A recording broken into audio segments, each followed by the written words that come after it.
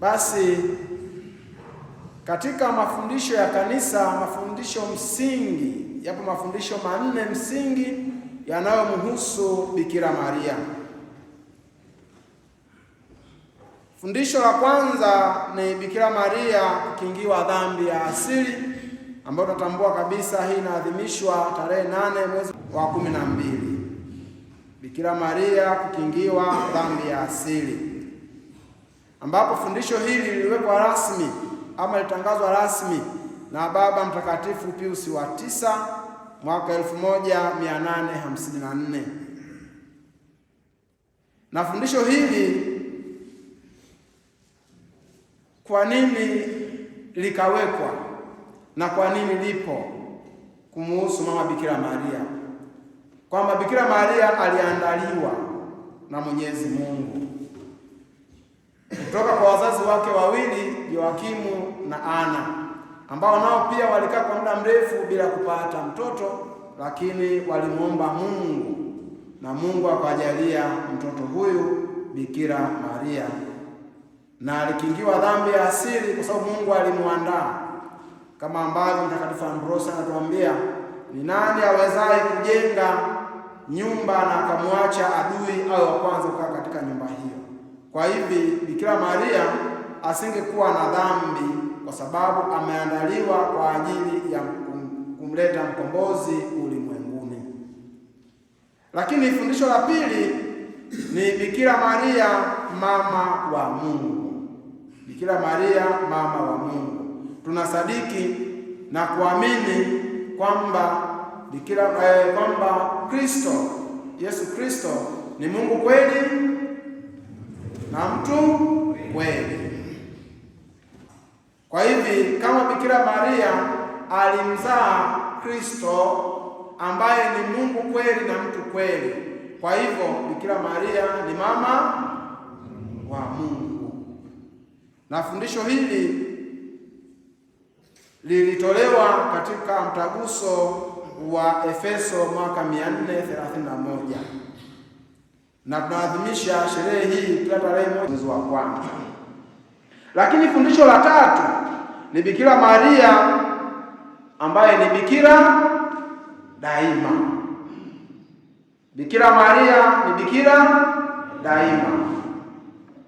Sasa hapo tuondoe kwanza filosofia, kwamba Bikira Maria ni bikira wakati wa kutungwa mimba, wakati na baada ya kuzaliwa nani? Kuzaliwa Kristo. Na ni bikira kwa sababu alitungwa mimba pasipo kukutana mwanaume na nani? Na mwanamke. Alipata mimba kwa uwezo wa Roho Mtakatifu. Sasa hilo tunaweza tukaliamini bila nini? Maswali. Lakini kwamba alikuwa bikira baada ya kumzaa Kristo, hapo nikasema ni imani, kwa sababu baada ya kumzaa Kristo hakuondoa bikira wake, bali ulitakaswa. Kristo tumani letu. Na sherehe hii inapata sherehe tunayoadhimisha lini? Leo. Kupashwa nini? Habari. Hii ndio inaanza kutupa mwanga wa ubikira wa nani? Wa mama Bikira Maria, ambao ndio sherehe tunaadhimisha leo tarehe 25 mwezi wa ngapi? Lakini fundisho la 4 na la mwisho linahusu kwamba Bikira Maria alipalizwa mbinguni mwili na nini? Na roho. Tunaadhimisha tarehe 15 mwezi wa ngapi? Na fundisho hili pia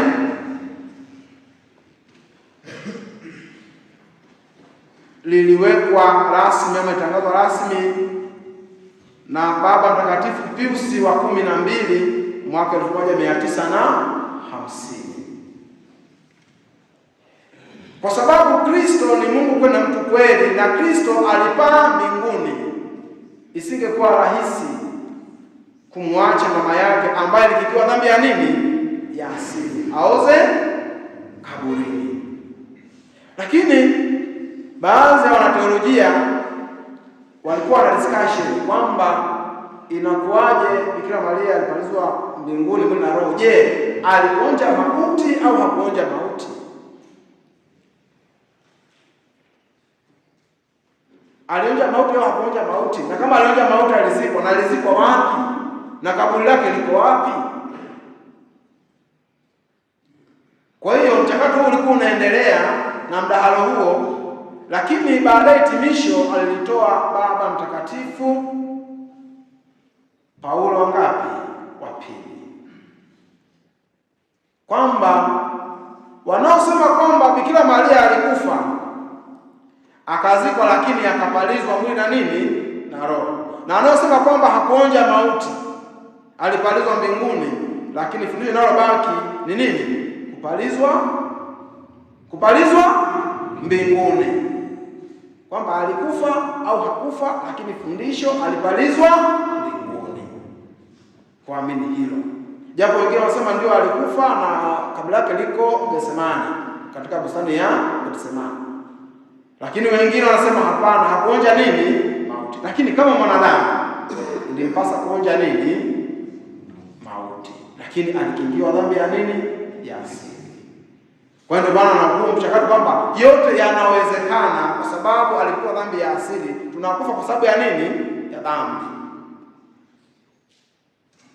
Na kifo ni njia ya nini? Ya uzima.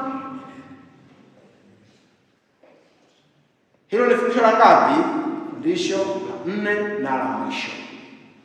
Na hayo kama Mkristo mbatizwa, na kama mseminari, kama padri, kama mtawa, tunapaswa kusadiki hayo. Kristo imani letu. Kwa hiyo hayo kila mtu anapaswa kufanyaje? Kuyasadiki na kuyaamini. Lakini ukisoma vizuri utafanyaje? Utaamini na utaelewa pia. Tukirudi katika masomo yetu, hasa katika sherehe ya kupashwa habari Bikira Maria, kwamba hii ni ishara kuu ambayo Mungu anaingilia kati historia ya mwanadamu. Na mara kadhaa Biblia imeonyesha Mungu akiwapa watu ishara mbalimbali katika maandiko matakatifu. Mfano, ishara mojawapo ilikuwa ni upinde wa mvua, ambao hii ni ahadi ya gharika wakati wa Nuhu. Hiyo ni mojawapo ishara Mungu ambayo ameitoa katika Biblia. Lakini ishara nyingine mojawapo, mfano ishara nyingine ni kichaka kuwa moto, ambao ni ishara ya wito wa Musa. Lakini ishara nyingine Mungu ambayo ameitoa, mojawapo mfano ishara ni nyoka wa shaba aliyeinuliwa kule wapi? Jangwani, ambao ni ishara ya uponyaji, kwamba kila atakaye umwa na nyoka ama atakayeng'atwa na nyoka, akinyanyua macho yake kutazama ule nyoka wa shaba, atafanyaje? Ataishi, hatakufa. Lakini ishara nyingine ambayo ni kubwa zaidi ni hii ya leo ya Bikira Maria kuchukua mimba, ambao ni ishara ya ukombozi. Kumkomboa nani? Mwanadamu. Na hii ndio ishara kuu tunayoadhimisha leo. Katika somo letu la kwanza, Mungu anamwambia Ahazi aombe nini? Aombe ishara. Lakini Ahazi anafanyaje? Anakataa kuomba nini? Ishara. Sio kwamba alikataa kwa sababu anamwogopa Mungu. Huyu mheshimiwa alikuwa mjanja. Alikataa ishara hiyo kwa sababu aliamini zaidi katika siasa na wanajeshi ama na majeshi yake kuliko uwezo wa nani? Uwezo wa Mungu. Maana aliona kwamba tukiomba ishara hapa kibalao kitota nini? Nyasi. Kwa hiyo bora nisiombe nini? Ishara. Lakini Mungu anamwambia mpango wangu huwezi kufanyaje? Kupinga. Ndio mwishoni anasema, tazama bikira atachukua nini? Mimba, atazaa mtoto mwanamume, naye atamwita jina lake nani? Emmanuel, yaani Mungu pamoja nasi. Na ishara hii ndio inayokuja kutimilika katika katika nini? Somo letu la nini? La Injili. Kwa hiyo ishara hii inakuja kutimia katika Agano Jipya kupitia Bikira Maria. Lakini katika somo la kwanza, sisi kama Ahazi, wakati mwingine tunakataa mpango wa nani? Tunakataa mpango wa nani? Wa Mungu. Sio kwamba tunakataa mpango wa Mungu kwa sababu gani? Tunakataa mpango wa Mungu kwa sababu ya maslahi yetu sisi nini? Binafsi. Kwamba nikimkaribisha Mungu zaidi katika maisha yangu, sitapokea rushwa. Kama ni kiongozi, sitadhulumu. Kama ni kiongozi, sitafanya hiki na kile ambacho kinanufaisha nani? Mimi mwenyewe.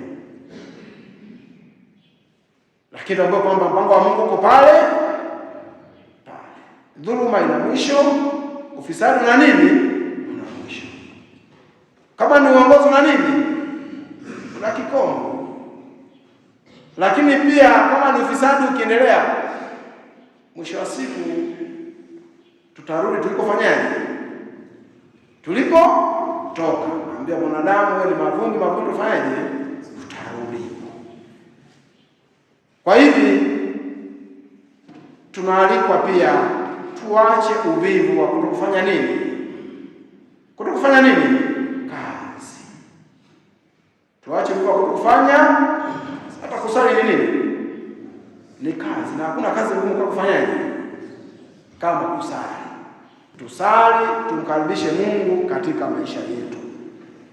Katika somo la Injili, kama nilivyosema kwamba ni utimilifu wa mpango wa Mungu katika Agano la nini? La Kale, kupitia manabii. Kama ambavyo tunasikia katika somo hilo kwamba tazama bikira atachukua mimba, atazaa mtoto mwanamume. Sasa bikira huyu baada ya kupewa habari hizo na malaika, anawaza kwamba itawezekanaje jambo hili?